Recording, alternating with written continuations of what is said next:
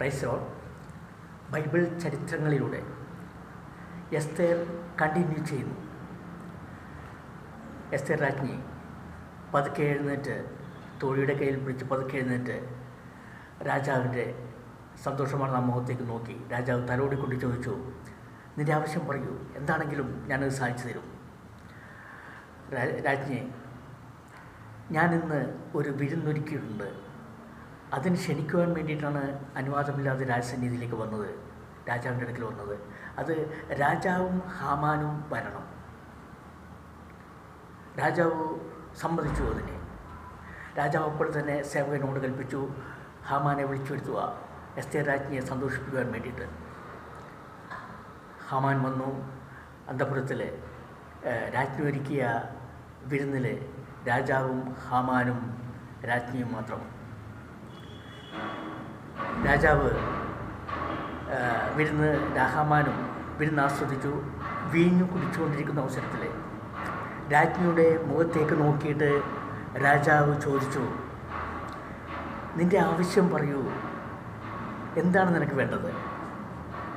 രാജ്ഞി രാജാവിനോട് പറഞ്ഞു, ഞാൻ നാളെ ഒരു വിരുന്നും കൂടി ഒരുക്കുന്നുണ്ട്. അതിൽ രാജാവും ഹാമാനും വരണം. അതാണ് എൻ്റെ ഇപ്പോഴത്തെ ആഗ്രഹം. അപ്പോൾ ഞാൻ അത് രാജാവിനോട് പറഞ്ഞോളാം. രാജാവ് അത് സമ്മതിച്ചു. ആ വിരുന്ന് കഴിഞ്ഞു. ഹാമാൻ തൻ്റെ സ്വഭവനത്തിലേക്ക് സന്തോഷപൂർവ്വം ആഹ്ലാദഭരിതനായിട്ട് പോയി. ആ പോകുന്ന വഴി മൊർദെഖായ്, രാജകൊട്ടാരത്തിൻ്റെ പടിവാതിൽക്കൽ ഇരിക്കുന്ന മൊർദെഖായ് ഹാമാനെ കണ്ടിട്ട് എഴുന്നേക്കുകയോ ഒന്ന് അനങ്ങുകയോ പോലും ചെയ്തില്ല. ഹാമാന് അതൊരു അതൃപ്തിയായി, സന്തോഷക്കുറവായി, കോപം കൊണ്ട് ജ്വലിച്ചു. ഹാമാൻ നേരെ ഭവനത്തിലെത്തി. തനിക്ക് രാജാവ് തനിക്ക് പദവി നൽകിയതും ഉന്നത സ്ഥാനം നൽകിയതും എന്നതുപോലെ തന്നെ ഞാനും രാജാവും മാത്രമുള്ളപ്പോൾ ഒരു വിരുന്ന് ഞങ്ങൾക്ക് വേണ്ടി മാത്രം. അപ്പോൾ രാജ്ഞിയും എന്നെ സ്നേഹിക്കുന്നു. ഇത് സന്തോഷപൂർവ്വം തൻ്റെ ഭാര്യയോടും തൻ്റെ സ്നേഹിതരോടും ഹാമാൻ പറയുകയാണ്.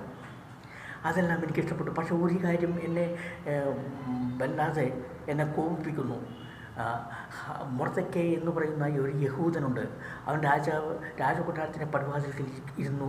എന്നെ കണ്ടപ്പോൾ ഒന്ന് അനങ്ങുക പോലും ചെയ്യുന്നില്ല, ബഹുമാനിക്കുന്നില്ല. എനിക്ക് അവനെ അതൊരു അതൃപ്തി. ഈ വിരുന്നെല്ലാം എനിക്ക് അതോടുകൂടി സന്തോഷം കെട്ടുപോയി.